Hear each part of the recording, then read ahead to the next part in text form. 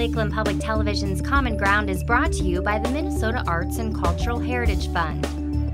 My name is Paycer, and I'm a glass artist. I have been involved with glass work for about 9 years, and I think I've always had a passion for glass that originated really with my childhood. My grandmother collected Polish and Czechoslovakian crystal, and you know, that sparkly stuff. We had a lot of it in the house, in my grandmother's house anyway. And I really fell in love with glass at that time. And it was really coincidental that I started in stained glass. I used to live in the Twin Cities, and I took a class at a store that was nearby and kind of fell in love with it, and the rest is history, as they say. And I remember that year I made everyone Christmas gifts out of stained glass. And since then, I've moved into mosaic work as well as and then fused glass. Fused glass is most recent addition, but probably my biggest passion, because it's very flexible, I think. You don't have to know how to draw. I have a good eye for color, and so it's really a fun, well, they're all fun, but I love doing fused glass because it enables me to complete a project, let's say, much more quickly than doing a large commission work out of stained glass. I'm going to be making actually a sushi dish, and this is an example of the completed project.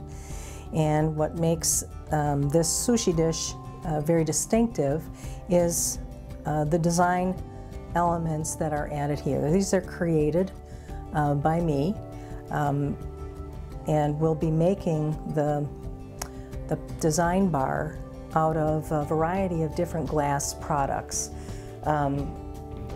When a person fuses glass, the glass has to be compatible, meaning that it moves at the same rate. All the glass has to be rated to move at the same coefficient of expansion.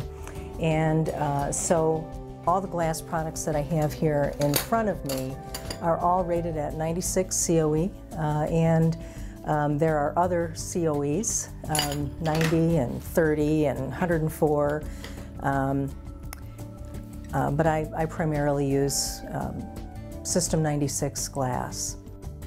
Really what I did first as my primary step was I chose my palette of colors to work with, and I happen to really like combining blues and greens, so I have a few different shades of greens and blues, and I'll be combining those to make a real lovely blend as everything is put together. Since I'm making the design bar to create this design, I need to know the width of it.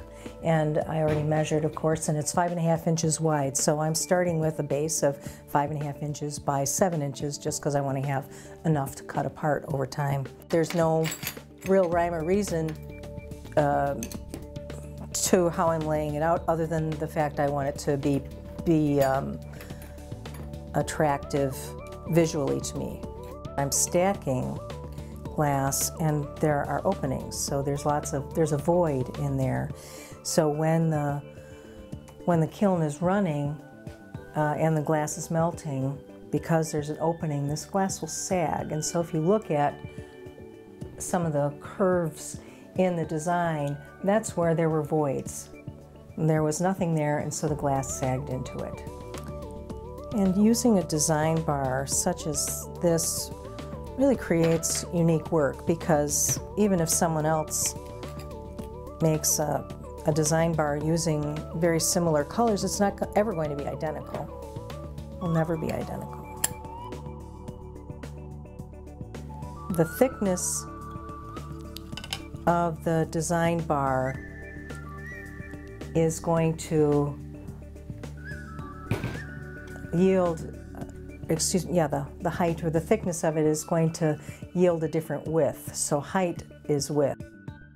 You have to contain it when you're firing it, because if this were left undammed, it would spread over, not over the whole surface of the kiln shelf, but it would spread beyond these boundaries. So what we're going to do when we put it in the kiln is put a damming system around it to contain it and hold it in place. You can operate the kiln up to even 17 or 1800 degrees. For a regular fuse temperature, it's 1465.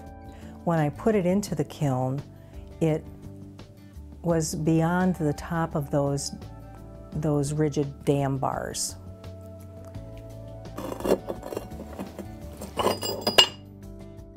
I used a glass saw to cut out the strips that became those design elements. I know already that the size of this finished piece is 5.5 inches wide by 10.5 inches long, and I'm going to cut apart some glass so that I have this piece, and this piece. These end pieces are each 2.5 inches, and this is 5.5 inches long. So I'm using this very pale green glass, and I'm putting on a confetti glass on top of it. I buy all of my supplies from a distributor in Illinois, and I usually go there in person once a year, and I like to hand pick my glass. The glass that you see behind me is all used in stained glass. This is my private supply, kind of my personal wine cellar. And in the store, that's all glass that is for sale. We have thousands of square feet of sheet glass, both regular glass and fusible glass. It is really fun to go and pick it out. Oh my gosh, it's a huge, huge warehouse. Okay, so those are the basic pieces of the plate, and I will put it together the way that I did the bar with glue. So roughly 2 layers of glass is the same thickness that I cut these pieces to, and you can feel that it's pretty darn equal. So I'll let that sit until it dries. So this is the unfired plate, the sushi plate. This is the next step.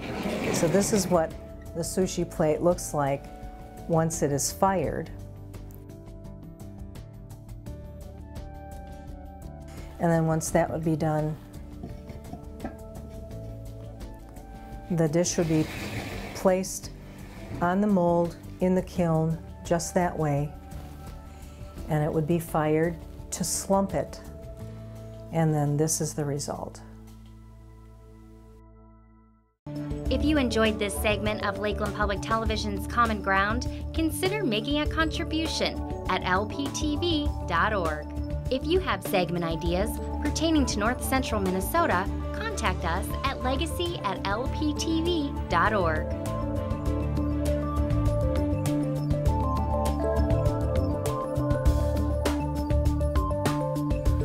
Common Ground is funded by the Minnesota Arts and Cultural Heritage Fund by the vote of the people on November 4th, 2008.